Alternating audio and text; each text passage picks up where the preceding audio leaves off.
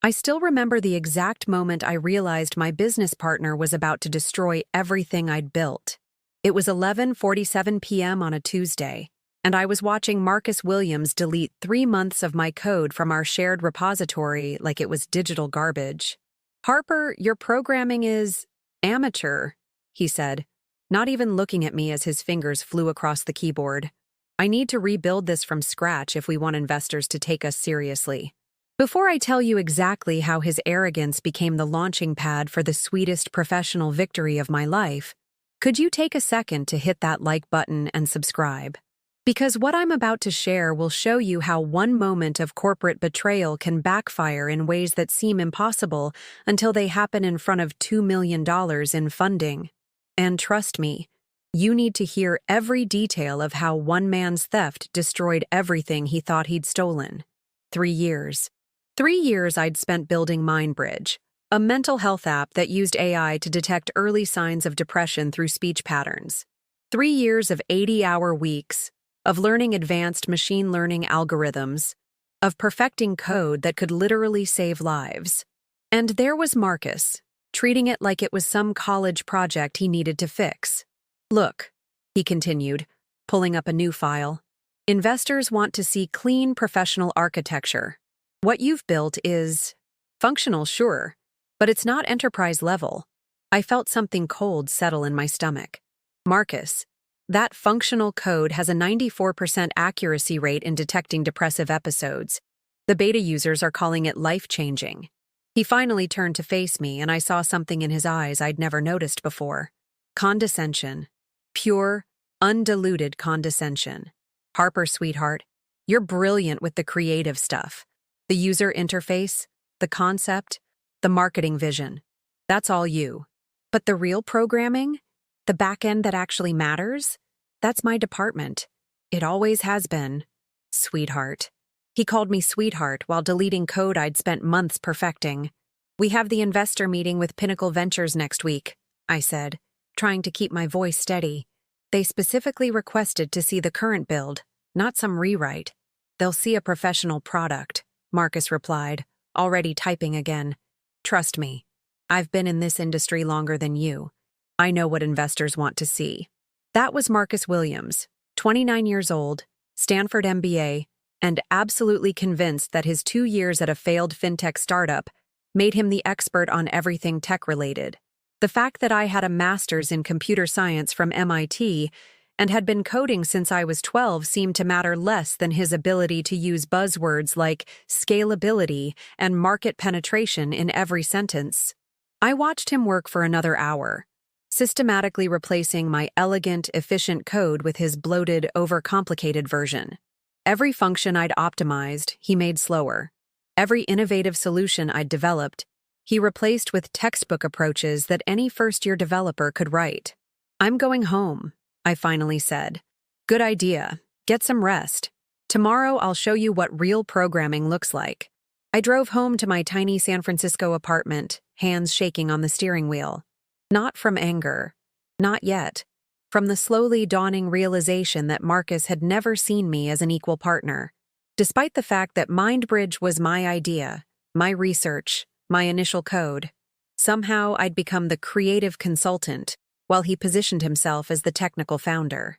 The next morning I arrived at our shared office space to find Marcus already there, looking pleased with himself. "Harper, perfect timing.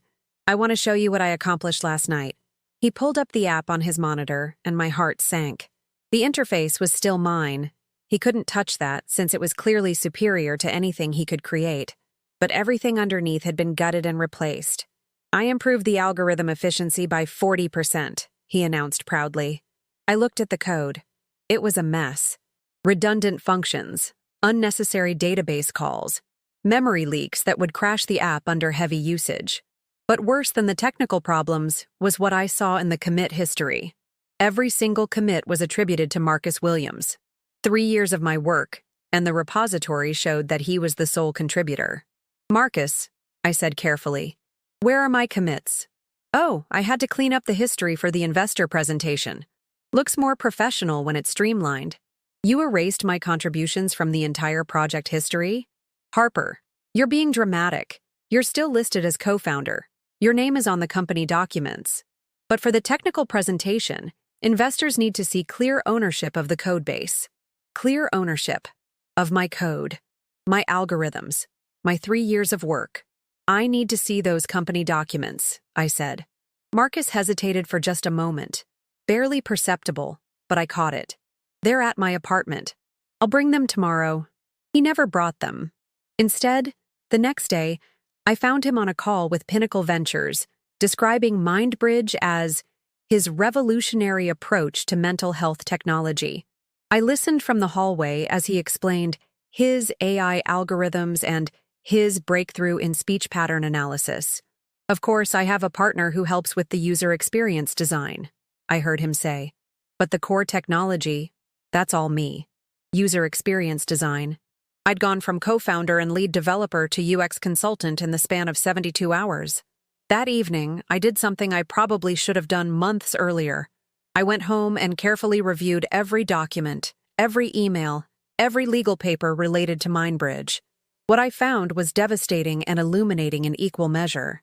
Marcus had been systematically positioning himself as the primary founder for months. In correspondence with potential investors, he'd described himself as founder and CTO, while referring to me as co-founder and head of design. In the provisional patent application, which I'd never seen, he was listed as the primary inventor. Most damning of all was the revised partnership agreement he'd had drawn up 6 months earlier. The document he'd asked me to sign, just to formalize our arrangement, actually reduced my equity stake from 50% to 30% and gave him full control over all technical decisions and intellectual property. I'd signed it without reading it carefully because I'd trusted him, because we were partners, because I'd believed we were building something together. The next morning was Friday, the day before our Pinnacle Ventures presentation. I arrived at the office early and found Marcus already there, rehearsing his pitch. Harper, great. I want to run through this with you. You'll be handling the design walkthrough, and I'll cover the technical architecture and business model. I sat down and listened as he presented my app as his vision, my code as his innovation, my 3 years of work as his entrepreneurial journey. He'd even prepared slides explaining his breakthrough moments and the challenges he'd overcome in developing the AI algorithms. What do you think? He asked when he finished. I think, I said slowly, that you've forgotten something important. What's that? The app doesn't work anymore. Marcus frowned. What do you mean? I pulled out my laptop and opened our development environment. Your rewrite broke the core functionality. The speech analysis algorithm has a memory leak that causes crashes after processing more than 50 audio samples. The machine learning model isn't loading properly because you changed the file structure. And the database integration is failing because you removed the error handling I built in. Marcus's face went pale. That can't be right. I tested it thoroughly. You tested it with sample data in a controlled environment. I tested it with real users experiencing real mental health crises. Your version would fail catastrophically in production. I watched him frantically open the code, trying to understand what had gone wrong. But the truth was, he'd never really understood what I'd built in the first place. He'd seen the surface-level functionality and assumed he could replicate it with textbook programming approaches. We can fix this, he said, sweat beading on his forehead. The presentation isn't until tomorrow afternoon. We can't fix 3 months of development in 18 hours, Marcus. Then we'll present the old version. We'll use your code. I closed my laptop. You deleted my code, remember? It's not in the repository anymore. But you have backups, right? You must have local copies. I did have backups. Comprehensive backups of every iteration, every breakthrough, every late-night debugging session. But Marcus didn't know that. Why would I keep backups of amateur code that needed to be completely rewritten? The color drained from his face entirely. Harper, be reasonable. This is both our futures we're talking about. Pinnacle Ventures could change everything for us. For us? Marcus, according to your presentation, there is no us. There's you, the brilliant founder, and me, the design consultant. I stood up and gathered my things. Where are you going? Home. To my amateur life with my amateur programming skills. Harper, wait. Let's talk about this. Maybe I presented things wrong. We're partners. Equal partners. I turned back to look at him. Are we, Marcus? Because the partnership agreement you had me sign says otherwise. The patent application says otherwise. Your investor communications say otherwise. And your presentation definitely says otherwise. I left him there, staring at broken code he couldn't fix, preparing for a presentation about technology he didn't understand. That night, I did something I'd been considering for weeks, but had never had the courage to do. I reached out to Dr. Sarah Chen, my former advisor at MIT, who now worked as a technical consultant for venture capital firms. Harper, so good to hear from you. How's the startup going? That's actually what I wanted to talk to you about. I spent 2 hours on the phone with her, explaining everything. The stolen credit, the deleted commits, the broken partnership, the presentation disaster waiting to happen. Dr. Chen listened without interruption, asking only technical questions about MindBridge's capabilities. Harper, she said finally, do you have documentation of your original work? Every line of code, every research note, every iteration. I've been meticulous about version control and documentation since day one. Good. Because I think you should know that Pinnacle Ventures isn't the only firm interested in mental health AI right now. In fact, I've been consulting for Meridian Capital on exactly this kind of technology. They've been looking for someone with real expertise in this space. My heart started racing. Dr. Chen, I'm still in a partnership agreement with Marcus. Are you? I'd suggest having a lawyer look at that document. Sometimes these agreements aren't as ironclad as they appear, especially when there's evidence of intellectual property theft or misrepresentation. Saturday morning, while Marcus was presumably panicking over his broken presentation, I was in a law office in downtown San Francisco. The attorney, specialized in tech startups and intellectual property, reviewed my documents with growing interest. Ms. Anderson, this partnership agreement has some significant problems. The intellectual property clauses are vaguely written, and there's no clear documentation of who contributed what to the code base. More importantly, if you can prove that your partner misrepresented the terms or the nature of your contributions, you might have grounds to void the agreement entirely. What kind of proof would I need? Email communications where he acknowledges your technical contributions would be helpful. Commit histories showing your code contributions. Any documentation of him claiming credit for your work. I thought about the 3 years of emails where Marcus had praised my brilliant programming and asked for help with technical challenges he couldn't solve. The commit histories I'd carefully backed up before he deleted them. The recorded beta user interviews where they specifically mentioned features I'd developed. I have all of that, I said. That afternoon, while Marcus was delivering his disastrous presentation to Pinnacle Ventures, I was in a sleek conference room 30 floors above the city, presenting the real MindBridge to Dr. Chen and the partners at Meridian Capital.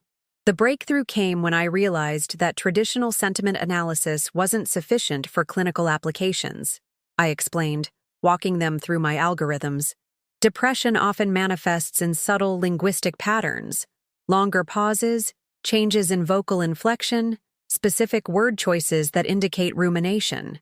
My system analyzes not just what people say, but how they say it. And the accuracy rate in clinical trials? Asked Jennifer Walsh, Meridian's managing partner. 94.3% accuracy in identifying depressive episodes, with a false positive rate under 6%.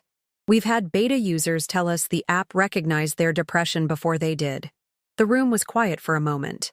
Then Dr. Chen smiled. Harper, what would you say if I told you that Meridian is prepared to offer you a $2 million Series A investment? My phone buzzed with a text message. Marcus. Harper, please call me. The presentation didn't go well. We need to talk. I looked up at the faces around the table. Serious investors who understood the technology, who recognized the innovation, who saw the potential that Marcus had never been capable of seeing. I'd say, I replied, that sounds like exactly the kind of partnership I've been looking for. The room erupted in smiles and handshakes. Jennifer Walsh stood up, extending her hand across the polished conference table. Harper, welcome to the Meridian Capital family. We're going to build something extraordinary together. As I signed the term sheet, my phone continued buzzing with increasingly frantic messages from Marcus. I silenced it and focused on the moment when 3 years of stolen work finally found its rightful home. Dr. Chen walked me to the elevator afterward.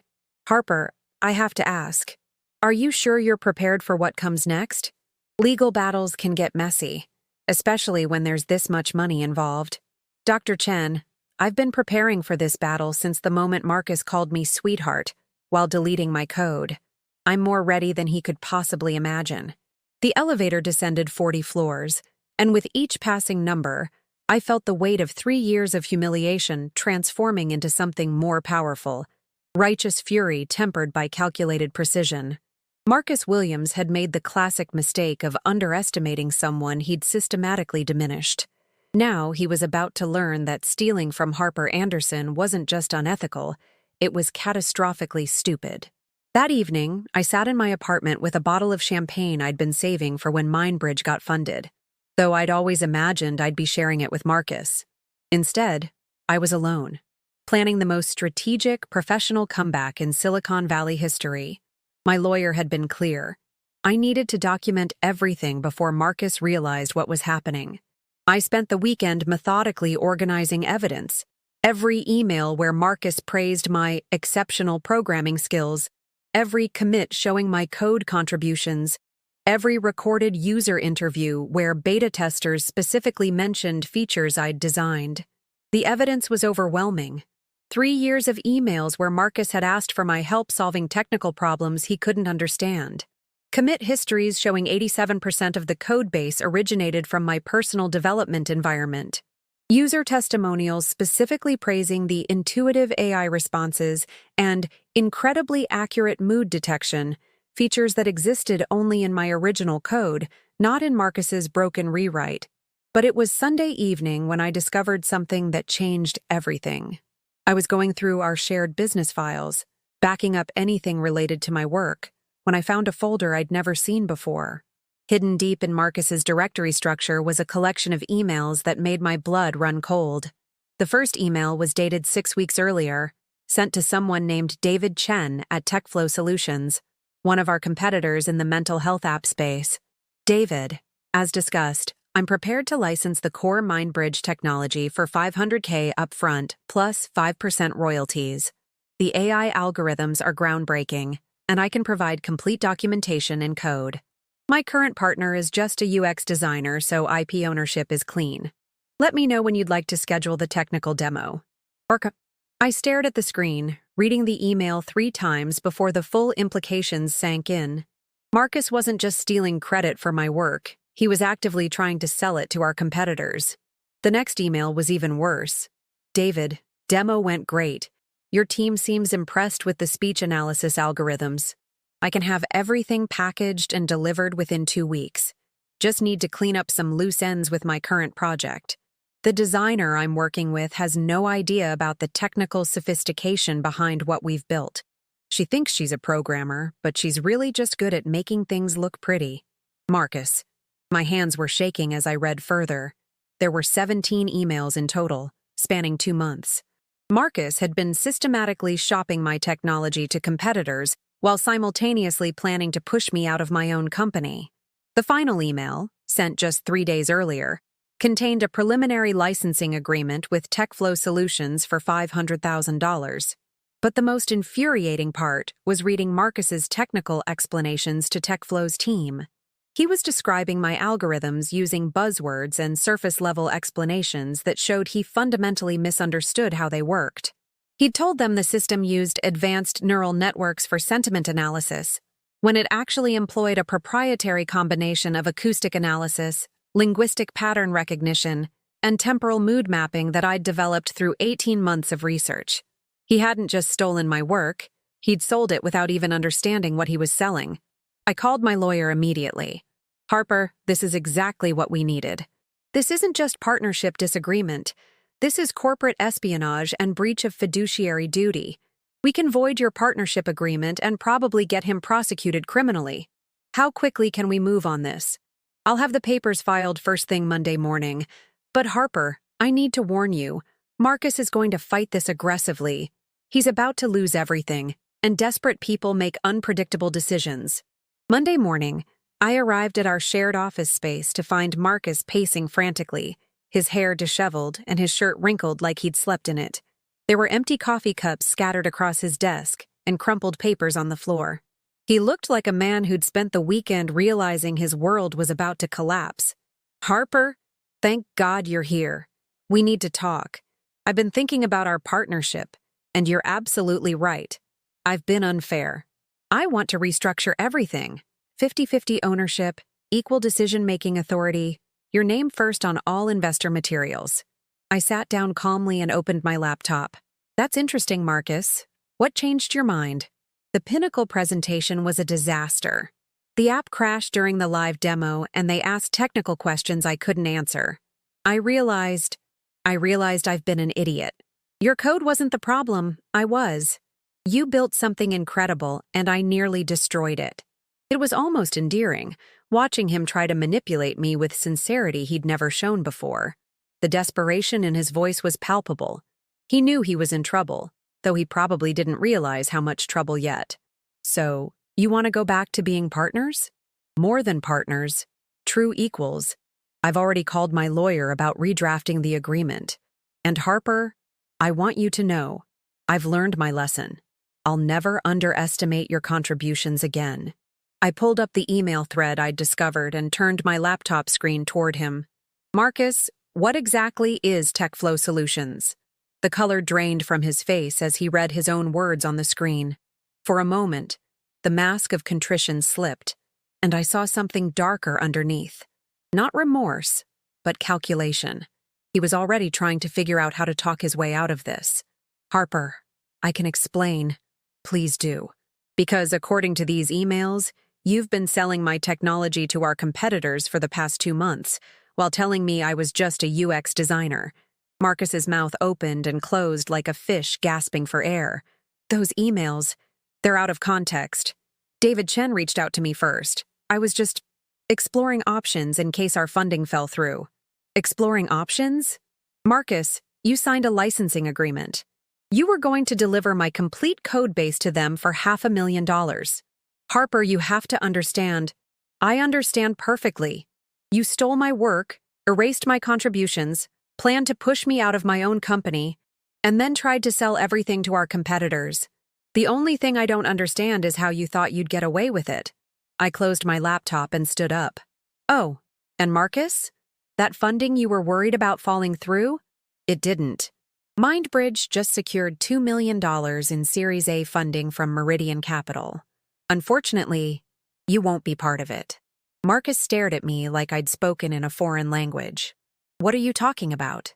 "I'm talking about the fact that, as of this morning, you're no longer associated with MindBridge in any capacity.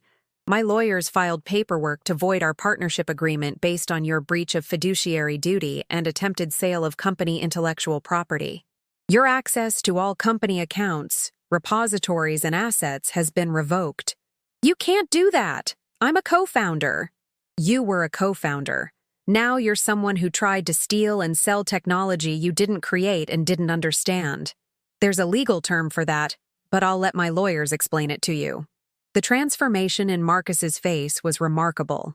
The fake contrition vanished, replaced by the entitled rage I'd seen glimpses of over the past 3 years. "Harper, you're making a huge mistake. I have connections in this industry.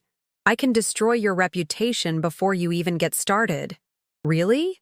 That's interesting because I've already started. The TechCrunch article about MindBridge's funding round goes live this afternoon." I made sure to mention how the breakthrough came from my MIT research and 3 years of independent development. I also mentioned the technical challenges we overcame, challenges that are documented in my research notes and commit histories. I walked toward the door, then paused. "Oh, and Marcus, you might want to call David Chen at TechFlow. I understand they're expecting delivery of certain algorithms next week. It would be awkward if they discovered those algorithms don't actually belong to you." I left him standing there, probably still trying to process how completely his world had just collapsed. That afternoon, the TechCrunch article went live. MindBridge secures $2 million Series A for revolutionary mental health AI. The story featured a photo of me in Meridian Capital's conference room, with quotes from Jennifer Walsh calling me one of the most innovative AI researchers we've encountered. But more importantly, the article included detailed technical explanations of MindBridge's capabilities, explanations that could only have come from someone who truly understood the underlying algorithms. Any tech professional reading the piece would immediately recognize the depth of knowledge required to build such a system. My phone started ringing immediately. Reporters, other VCs, former colleagues from MIT. But the call I was waiting for came at 4:17 p.m. "Harper, what the hell is this?" Marcus's voice was shaking with rage. "It's called accurate reporting, Marcus. Something you might not be familiar with. This article makes it sound like you built MindBridge entirely by yourself. Didn't I? I mean, you said my work was amateur and needed to be completely rewritten. So technically, according to you, none of my contributions were worth keeping anyway. Harper, be reasonable. We can work this out. I'll give you 60% equity, 70% even. Just don't destroy me professionally." "Marcus, I'm not destroying you professionally. You did that yourself when you tried to sell my technology to TechFlow Solutions. Speaking of which, how did David Chen react when he found out the algorithms he was buying don't actually belong to you?" Silence on the other end. "You did tell him about the legal issues, right? I'd hate for TechFlow to get caught up in an intellectual property lawsuit because their due diligence was incomplete." The next morning, I moved MindBridge into a real office, a beautiful space in Soma with floor-to-ceiling windows and room for the team I was about to build. The lease was signed under MindBridge Inc., a corporation I'd formed over the weekend with myself as the sole founder and CEO. My first two hires were developers Marcus had fired from his previous startup for insubordination, which, according to them, meant they'd questioned his technical decisions. "Harper," said Jake Morrison, one of the developers, as I showed him around our new office, "I have to tell you something about Marcus. He didn't just steal from you. At his last company, he took credit for an entire fraud detection algorithm I'd spent 6 months developing. When I complained to the CEO, Marcus told them I was being emotionally unstable and had me fired." The other developer, Sarah Kim, nodded grimly. "Same story, different project. He's been doing this for years, finding talented developers, stealing their work, and then pushing them out when they object. You're the first person who's actually fought back successfully. This revelation was like finding the missing piece of a puzzle. Marcus wasn't just an opportunistic thief. He was a serial predator who had built his entire career on stolen work. I spent the next week reaching out to his former colleagues and employers, documenting a pattern of intellectual property theft that stretched back 5 years and 4 different companies. The evidence was damning. At his first job out of Stanford, Marcus had taken credit for a mobile payment system developed by a junior developer who'd been too intimidated to speak up. At his second job, he'd claimed ownership of a machine learning model built by a female contractor who wasn't even invited to the meetings where he presented his work. By the end of the week, I had a 5-person team, a product roadmap, and meetings scheduled with 3 major healthcare systems interested in piloting MindBridge. More importantly, I had documentation of Marcus's pattern of intellectual property theft going back years. I compiled everything into a comprehensive report and sent it to every major tech publication and venture capital firm in Silicon Valley. Not out of spite, well, not entirely, but because the tech community needed to know about predators like Marcus Williams. The response was immediate and devastating.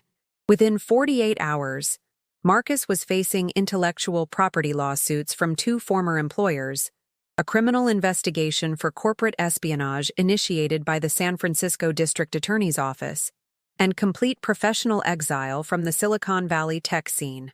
But the sweetest moment came 3 months later, when I was featured on the cover of Forbes' 30 Under 30 issue. The headline read, "The Coder Who Reclaimed Her Company, How Harper Anderson Turned Theft into Triumph." The article detailed the entire story: the stolen code, the deleted commits, the attempted sale to competitors, and the remarkable comeback. But it also highlighted what mattered most. MindBridge was now helping thousands of people identify early signs of depression, with plans to expand into anxiety and PTSD detection. The real victory, I told the Forbes reporter, isn't that I got my company back. It's that the technology is finally being used to help people instead of being buried under the ego of someone who never understood its potential. The article included testimonials from MindBridge users, people who credited the app with helping them recognize depressive episodes before they became severe, parents who used it to monitor their teenagers' mental health, therapists who integrated it into their practice. These were real people whose lives were being improved by technology Marcus had dismissed as amateur. 6 months after that devastating night when Marcus deleted my code, MindBridge was valued at $15 million. We had partnerships with major healthcare systems, a waiting list of beta users over 10,000 people long, and recognition from the World Health Organization for our contribution to mental health technology. Marcus, meanwhile, had moved back to Ohio to work at his father's insurance company. His LinkedIn profile no longer mentioned any programming experience, and a simple Google search of his name returned pages of articles about the intellectual property lawsuits against him.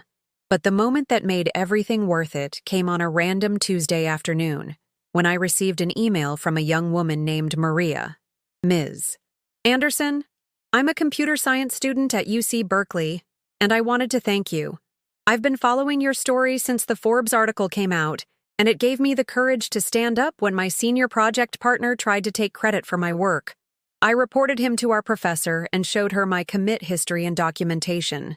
He's been removed from the project, and I'm now working directly with a professor who recognizes my contributions.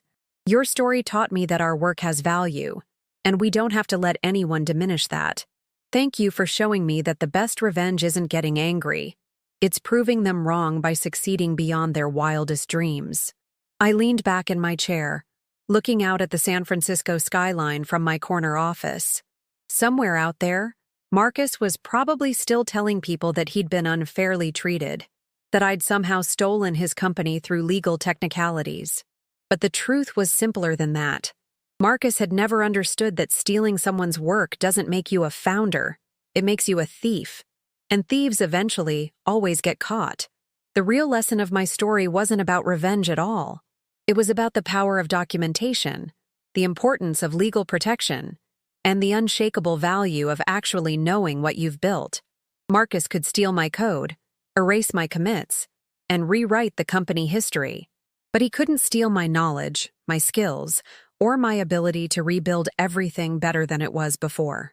3 years after that terrible night when I watched Marcus delete my work, MindBridge went public. The IPO raised $50 million, making me one of the youngest female tech CEOs on the NASDAQ. During my opening bell speech at the New York Stock Exchange, I dedicated the moment to every developer who'd ever had their work stolen, every woman who'd been called sweetheart in a condescending tone, and every innovator who'd been told their contributions didn't matter. The best revenge, I said, looking directly into the camera, isn't getting even. It's getting ahead so far that your betrayers become footnotes in your success story. And that's exactly what Marcus Williams became.